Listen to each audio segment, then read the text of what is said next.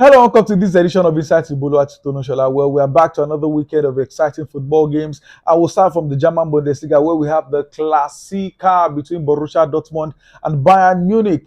This game naturally is supposed to be the biggest game in the German league, but Bayern Munich have dominated this encounter. In fact, they've won the last 8 meetings between themselves and Borussia Dortmund. Yes, both of them have not been so convincing. In fact, this is the first time in 13 years when both of them will be playing each other and none at the top of the Bundesliga table. But like I said earlier, Bayern Munich have dominated this fixture so much. But in recent games, they've not been so convincing. They drew 3 straight games, lost 1. Yes, they got back to winning ways after the international break, scoring 4 goals against Bayern Leverkusen and 5 against Victoria Pilsen in the Champions League. Dortmund, on the other hand, are not so convincing as well. Even though they scored 4 goals against Sevilla in the Champions League, rested some key players, and this game, they know the importance. They know a win against Bayern Munich could probably edge them closer to another title. Who knows? It's very, very possible, but it will be hard to see other than a Bayern Munich win in this game. They say Marco Ruiz out of this game. Sebastian Haller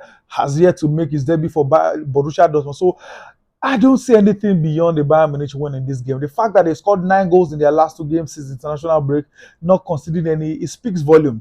It means one thing. Maybe Bayern Munich are back and said Gnabry now is playing regular. And when Gnabry plays, your team is in trouble. Okay, another fun fact. They only concede in 512 minutes when there's Matt Hummels. And against Matt Hummels have not played. They've conceded in every 23 minutes. It means Hummels is the soul of that defense. They will do everything in their power to make sure Hummels is 101% fit for this game. Maybe it could spur or inspire them to defeat their arch rivals Bayern Munich. But I don't see beyond Bayern Munich. So I think I'll give it to the Bavarians to win this game.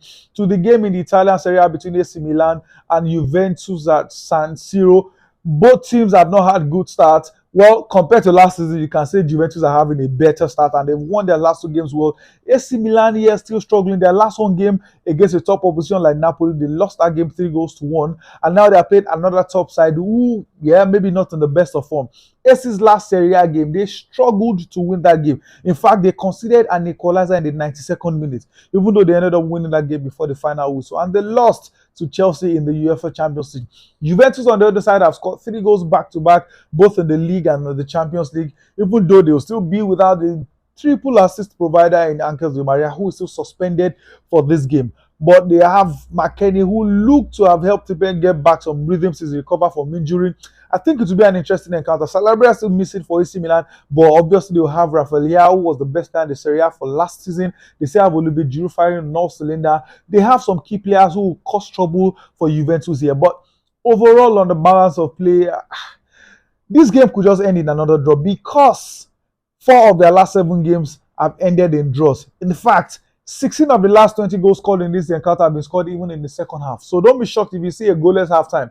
Don't worry, the goals can still come in the second half. So I think this game could end in maybe a narrow win for Juventus or a score draw after 90 minutes. Moving to the English Premier League, where the biggest game this weekend has to be in form Arsenal against, should I say, out of form or shaky Liverpool side, who have won just 2 games in the Premier League this season.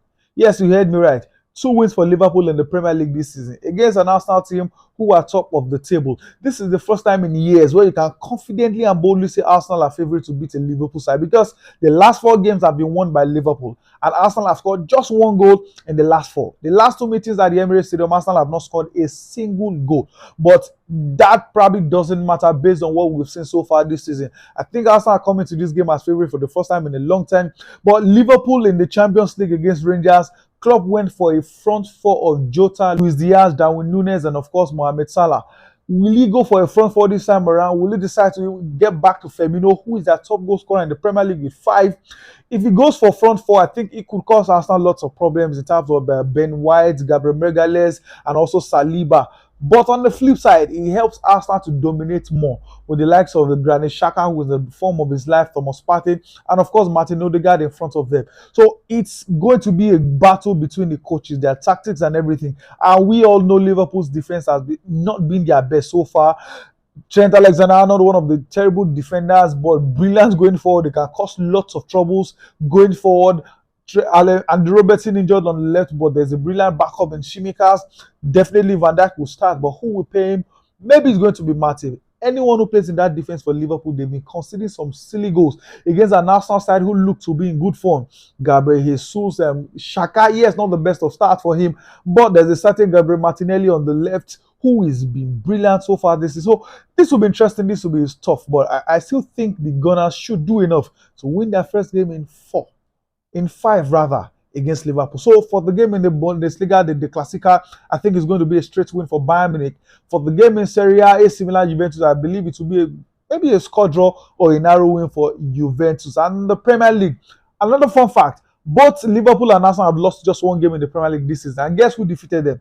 The name is Manchester United. So one of them will maybe lose again their second or a draw. But I'll give it to Arsenal to pick all 3 points against Jurgen Klopp's Liverpool because Arteta has been doing something good with this boy so far this season. So that's our show for today. Thank you very much, guys, for tuning in and for listening. Please like, share, and most importantly, please subscribe.